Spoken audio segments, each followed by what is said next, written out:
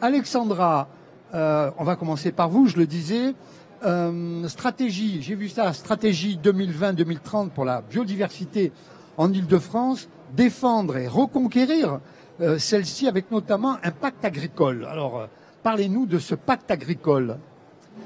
Alors, contrairement aux caricatures, la région Île-de-France est une grande région agricole, puisqu'elle a 75% agricole, forestière et rurale.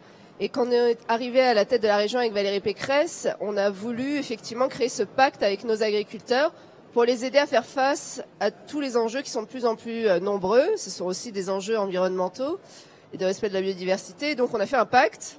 On y a mis aussi les moyens, parce que les discours politiques, c'est bien, mais c'est encore mieux quand il y a des moyens. On met 150 millions d'euros sur 5 ans, 30 millions d'euros par an, c'est à peu près 3 fois plus que ce que mettaient nos prédécesseurs sur l'agriculture.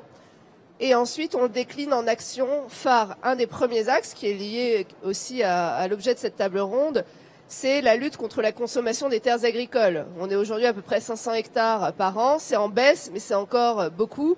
Et vous l'avez dit dans ma délégation, moi, je suis à la fois en charge du développement économique et de l'agriculture, donc je me retrouve parfois dans des situations un peu compliquées. C'est pas facile, hein, surtout que... Non, on a des sujets un peu... L'Île-de-France, on connaît l'Île-de-France à travers, je vous ai interrompu, pardonnez-moi, à travers Paris, oui, à travers les banlieues, mais on est loin d'imaginer que c'est une terre agricole aussi, l'Île-de-France. Tout le pourtour, la grande couronne, dont moi je suis élue des Yvelines par exemple, alors pas dans une ville rurale ni agricole, mais proche par exemple de la plaine de Montesson, qui produit 25% des salades d'Île-de-France.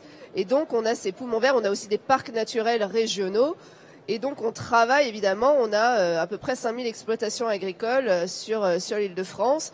Et c'est les aider, financièrement notamment, mais pas seulement, à faire face à un certain nombre d'enjeux. Par exemple, on s'est fixé comme objectif d'être la première région zéro artificialisation nette d'ici quelques années, ce qui est particulièrement difficile en Île-de-France, où on a plus que partout ailleurs une pression foncière énorme. Et donc, mais on veut s'y atteler. Ça passe par exemple par travailler sur les friches. On a beaucoup de friches industrielles dans cette région. Donc on a un plan friche pour essayer de mettre l'activité économique dans ces friches inutilisées pour libérer et préserver les bonnes terres agricoles. Donc ce sont des sujets comme ceux-ci sur lesquels nous travaillons avec Valérie Pécresse.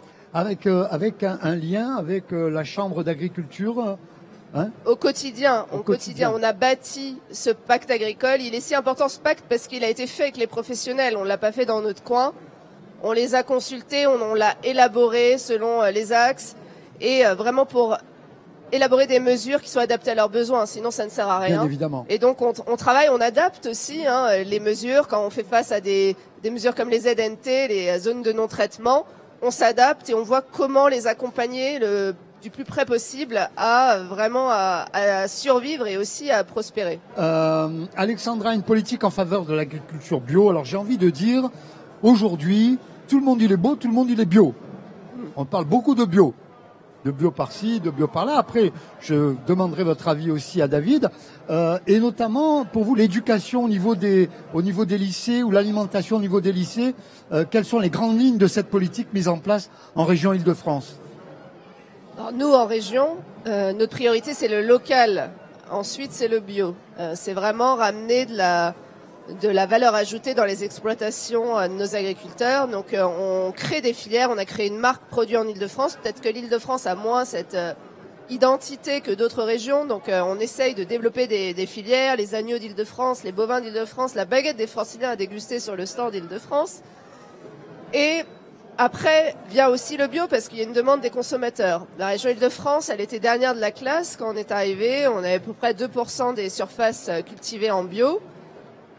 En 3 ans, on a triplé les surfaces. Et là, pour la deuxième année consécutive, on est la première région au niveau national de conversion au bio.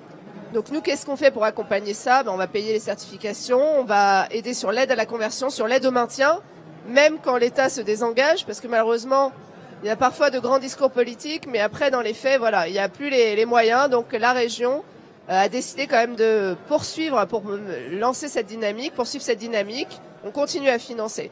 Et donc c'est vrai qu'un des débouchés, ce sont les cantines des lycées. Encore une fois, objectif numéro 1, le local. Donc d'ici 2024, on veut approvisionner 100% des lycées en produits locaux, dont 50% de bio. Donc on est en train de s'organiser avec tous les producteurs pour créer une centrale d'achat, pour favoriser ces produits locaux. On part sur un panier de 14 produits, là, à la rentrée, avec 6 familles. Alors, on a le pain, on a le brie de Meaux, le brie de Melun, les yaourts franciliens, on a les fruits et légumes, bien sûr, etc. Et voilà, pour qu'il y ait souvent, c'est un problème de rencontre de l'offre et la demande. Les lycées nous disent, oui, moi je veux du local, c'est pas parce que c'est plus cher mon problème, c'est parce que je sais pas où le trouver. Et donc, nous, régions, notre rôle, c'est de mettre en relation cette offre et cette demande pour qu'elles se rencontrent mieux.